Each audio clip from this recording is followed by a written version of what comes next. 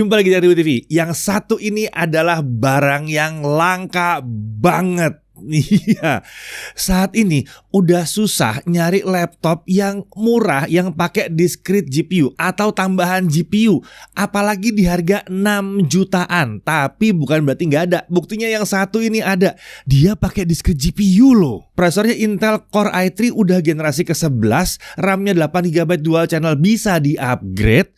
Dia udah support dual storage dan dia pakai VGA tambahan. Ya, ini adalah Acer Aspire 5 Slim. Oke, laptop seperti Acer Aspire 5 Slim ini emang langka ya di pasaran untuk akhir tahun 2022 ini ya. Dengan harga 6 jutaan, laptop ini mampu menawarkan spesifikasi yang komplit, yang siap pakai, nggak usah upgrade-upgrade lagi.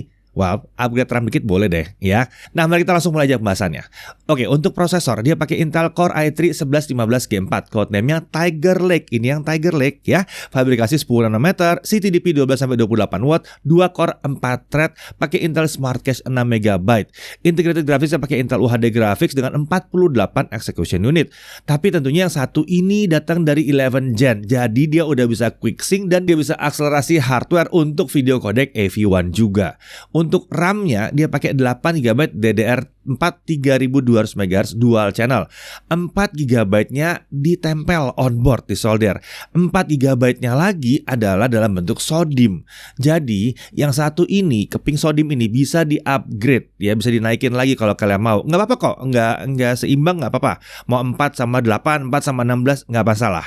Untuk storage dia pakai 512GB SSD NVMe PCIe. Menariknya kalau kapasitas kurang besar, kita masih bisa nambahin lagi SSD atau bahkan hard disk SATA 2,5 inci di dalam laptop ini.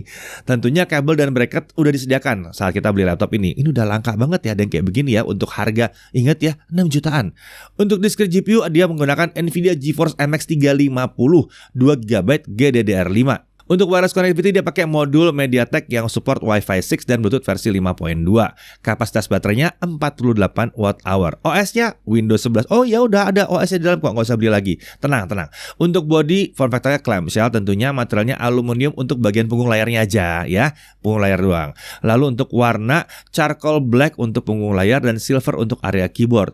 Untuk desain, walaupun harganya murah tapi penampilannya memang masih kelihatan modern dan stylish juga ya.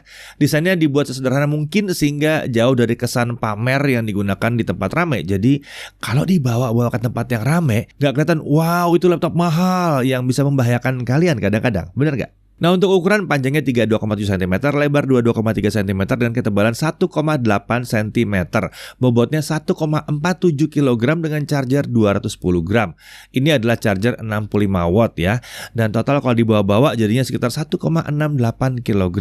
Untuk display ini layar 14 inci, resolusinya, nah ini dia nih sayangnya, HD 1366x768, refresh rate 60 Hz. Panelnya pun Twisted Nematic atau TN. Jadi ini laptop 6 jutaan memang rata-rata panelnya kayak begini ya kalau untuk sekarang ya. Jadi kalau misalnya memang mau lebih bagus dari ini, mungkin pakai eksternal aja displaynya kalau emang butuh ya. Nah, kalau kami ukur dengan alat, hasilnya tingkat kecerahan maksimal ada di 233 nits saat dalam ruangan, sementara untuk color gamut coverage-nya ada di 62,9% sRGB dan volume di 63,4% sRGB. Layar ini masih kurang oke sih buat content creation, dan terutama yang butuh akurasi warna tinggi. Tapi kalau content creation emang dibutuhkan, sepertinya sih bisa pakai external monitor ya, tambahan monitor lagi di luar. Di sisi lain, panel TN ini sebetulnya ada keuntungan tersendiri ya. Terlepas dari response time yang tinggi untuk gaming, sebetulnya ini juga bagus kalau kalian lagi ngetik di perjalanan ya, misalnya di bandara atau mungkin di cafe gitu ya. Karena panel ini nggak gampang diintip dari kanan kiri. Banyak laptop bisnis yang sengaja menggunakan panel TN untuk tujuan tersebut. Nah, layar laptop ini juga sudah menggunakan permukaan yang non-glare, jadi lebih nyaman aja kalau dipakai ngetik ya, nggak kebanyakan pantulan-pantulan. Bingkai layarnya sudah pakai desain yang tipis di sisi kanan dan kiri, sementara atas agak tebal sedikit karena ada kamera 720p 30fps di situ. Nah, untuk kemampuan kamera dan mikrofonnya kurang lebih seperti ini. Ya, rekaman ini dibuat dengan menggunakan kamera dan mikrofon yang ada di laptop Acer Aspire 5 Slim dengan Core i3. Jadi gimana kualitas rekamannya? Untuk audio, laptop ini dilengkapi dengan 2 buah speaker dengan arah keluaran suara ke alas laptop. Untuk kelas harganya ternyata suaranya kan cukup lumayan. rapih dan ya lumayan lantang lah untuk 6 jutaan ya, untuk 6 jutaan. Oke, kita lanjut. Untuk konektor di kiri ada satu DC in, ada 1 gigabit Ethernet, 1 HDMI, 1 USB 3.2 Gen 1. Lalu ada 1 USB Type-C 3.2 Gen 1 5 Gbps.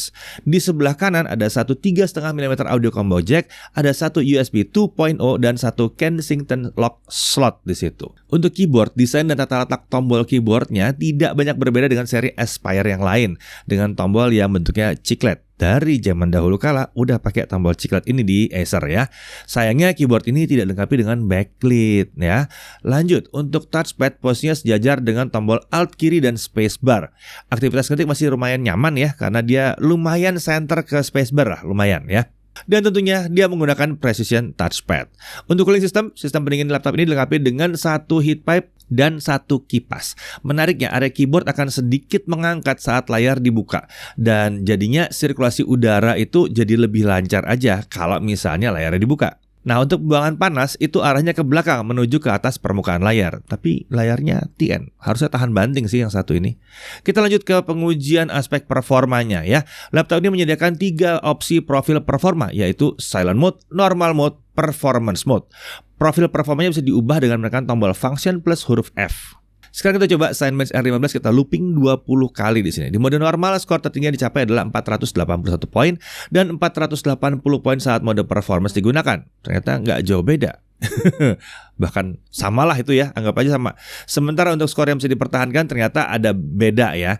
Di 400 sampai 470 poin saat pakai mode normal, sementara di performance itu rata-rata 470 poin. Walaupun kadang-kadang bisa turun ke 420 sampai 430 poin, tapi rata-rata dia di 470-an lah.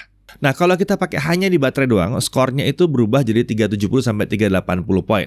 Memang ada sedikit penurunan di mode baterai, tapi nggak signifikan. Oke, untuk suhu kerjanya pada saat kita hajar pakai Cinebench R15 20 kali dengan charger, baik di mode normal ataupun performance, kita bisa lihat bahwa prosesornya itu bisa mencapai kisaran 90 derajat Celcius. Itu colongan doang tapi di awal. Setelah beberapa saat, prosesornya akan turun ke 70 derajat Celcius. Jadi ya nyolong performa di awal lalu turunin lah ya biar adem. Untuk performance kita bisa lihat di Babco Crossmark, skornya kurang lebih seperti ini ya, kurang lebih seperti ini untuk Babco. Lalu untuk Blender 3.01 BMW 27 Scene, CPU rendering itu di 14 menit 23 detik. Kalau kita pakai GPU rendering, karena ada GPU-nya di dalam ya, bisa dikerjakan pakai GPU di sini di 3 menit 17 detik. Lumayan. Nah, suhu kerja pada saat GPU rendering dengan CUDA di mode performance, suhu tertinggi prosesor hanya mencapai 70 derajat Celcius, sementara discrete GPU-nya hanya 68 derajat Celcius. Kita lanjut ke Premiere Pro sisi 2022. Karena RAM defaultnya 8GB dan nggak kita upgrade, jadi kita nyoba dari Full HD 60 fps ya. Videonya 2 menit 7 detik. Kalau kita pakai software only, hasilnya adalah 6 menit 50 detik. Kalau kita pakai GPU acceleration pakai CUDA, selesai dalam waktu 2 menit 1 detik. Mantap, kenceng banget ini ya. Jadi kalau mau dipakai buat ngedit video 1080p 60 nggak ada masalah harusnya ya. Nah, untuk suhu kerjanya pada saat Full HD video export dengan akselerasi CUDA, di mode performance suhu prosesor sempat mencapai 71 derajat Celcius di awal pengujian, lalu akhirnya dipertahankan terus di bawah 70 derajat Celcius. Sementara suhu tertinggi di GPU hanya mencapai 68 derajat Celcius saja. Oke, kita lanjut ke DaVinci Resolve yang gratis ini. Full HD 60, panjangnya 2 menit 7 detik, videonya selesai dalam waktu 5 menit 56 detik. Untuk suhu kerjanya kita lihat bahwa di awal sempat nyampe 75 derajat Celcius, kemudian bisa dipertahankan di bawah 70 derajat Celcius. Sementara suhu disk GPU lagi-lagi hanya bisa mencapai 68 derajat Celcius saja. Bagus. Nah, sekarang mari kita lanjut ke gaming. Ya dong, bisa dong buat gaming. Nah, kurang lebih kayak gini nih performanya kalau diajak gaming.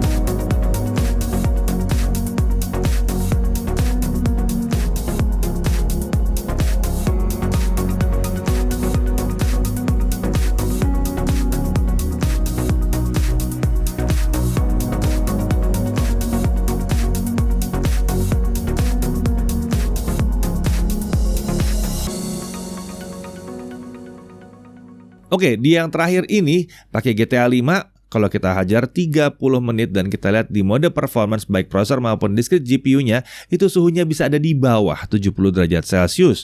Sementara untuk permukaan bodinya, kita mainkan ini 30 menit. Untuk keyboard, area paling panas kami temukan di sekitar tombol S dengan suhu mencapai 38 derajat Celcius. Sementara untuk area keyboard lainnya, suhu terjaga aman di bawah 38 derajat Celcius. Untuk area palm rest, suhunya aman di bawah 35 derajat Celcius. Nah, sekarang kita tes storage-nya. Kita dengan Crystal Disk Mark untuk kecepatan bacanya di 2451 Mbps dan tulis di 1810 Mbps. Bukan yang paling kencang, tapi jauh lebih kencang daripada hard disk. Sudah cukup lumayan lah untuk harga segini. Sekarang mari kita lanjut ke pengujian baterai menggunakan mode normal dengan berat 50% dan volume di 25%. 1080p video playback ternyata bisa mencapai 10 jam 30 menit. Luar biasa ya. Ini padahal ada MX-nya di sini ya. Tentu aja 10 jam 30 menit. Ini awet sih, jarang banget. Laptop 6 jutaan bisa tahan lebih dari 10 jam. Biasanya 6-8 jam lah. Lanjut, untuk charging 30 menit pertama kita dapat 40%. Sementara untuk dari 0 sampai 100% kita butuh waktu hanya 1 jam 33 menit. Ini laptop apa HP? Ini kencang banget. 1 jam 33 menit udah penuh. Kencang banget. Nah, harganya berapa? Berdasarkan Acer Official Store, dia ada di 6.999.000. Ya, kalau toko online harusnya harganya bisa lebih murah lagi. Makanya kita bilang 6 jutaan. Bener, belum nyampe 7 juta. Secara bahasa Indonesia itu artinya 6 jutaan ya. Jangan dikomplain, karena toh masih ada diskon-diskonnya juga nanti. Lanjut ke bonus pembelian, dia dapat Microsoft Office Home and Student, lalu garansinya 3 tahun. Mencakup 3 tahun servis dan ada 1 tahun untuk spare part. Hal yang perlu diperhatikan, pertama, dia pakai panel layar TN, resolusinya HD. Jadi kalau kalian butuh kualitas gambar yang ekstra, harus cari tambahan monitor ekstra. Ya mungkin menarik sih bahwa kita kalau di rumah mau pakai monitor yang bagus buat ngedit, ya kita pakai monitor yang tambahan di luar ya, nambah sedikit. Toh harga laptopnya kan udah murah ya. Lalu kalau di jalan ya sudah ya, ditahan-tahanin dikit pakai layar TN masih oke. Lagian kalau kita ngetik di jalan nggak gampang diintip juga dari kanan kiri, gitu kurang lebih.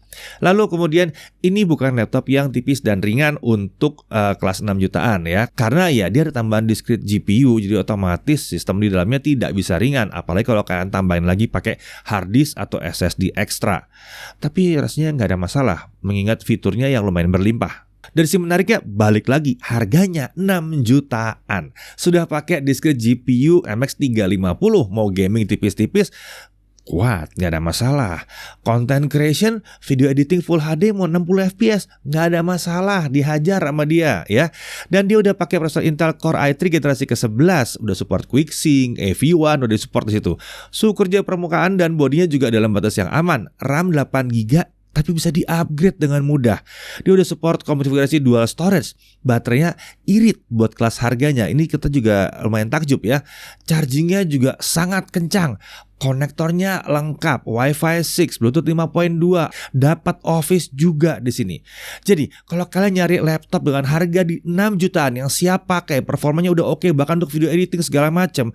Yang satu ini yang dilengkapi dengan Core i3 dan MX 350 yang satu ini, rasanya susah untuk tidak diperhatikan karena ya performanya emang mantep banget dan baterainya juga masih termasuk yang oke. Belum lagi fitur-fiturnya lengkap ya, dan upgradability-nya yang mantap. RAM bisa di-upgrade, storage bisa di-upgrade.